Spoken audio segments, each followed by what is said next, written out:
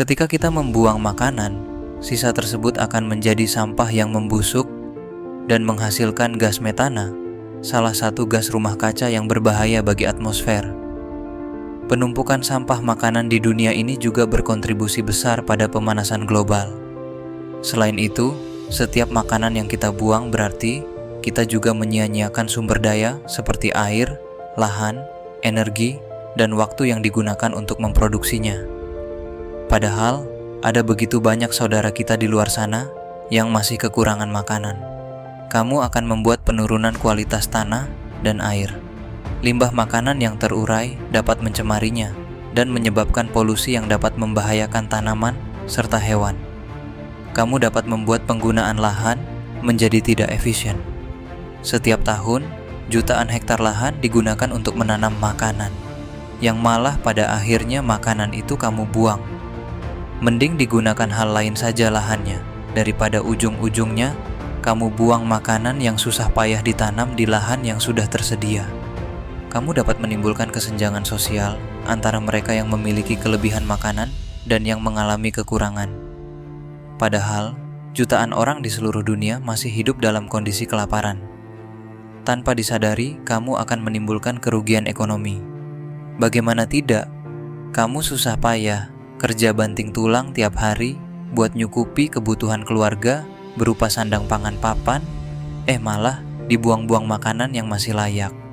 Coba dihitung itu makanan yang dibuang, pasti jadi banyak uang yang terbuang jika sudah jadi kebiasaan.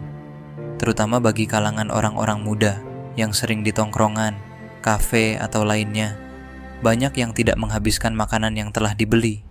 Ada yang beranggapan kalau dihabiskan bersih kayak orang gak pernah makan enak atau apalah. Padahal itu kalau dibuang sama aja buang-buang uang kalian.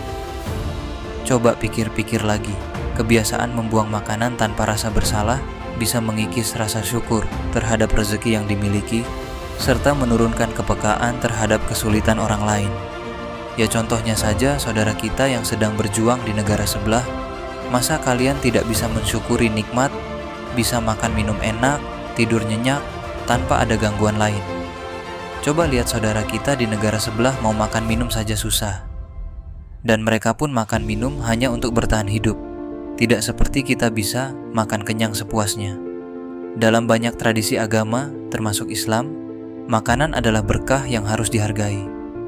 Membuang makanan secara sia-sia bertentangan dengan nilai moral dan ajaran agama yang mengajarkan kita untuk bersyukur dan berbagi dengan yang membutuhkan.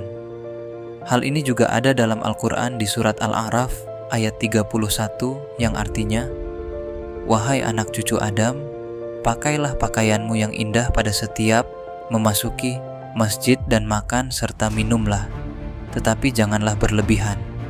Sesungguhnya Dia tidak menyukai orang-orang yang berlebihan."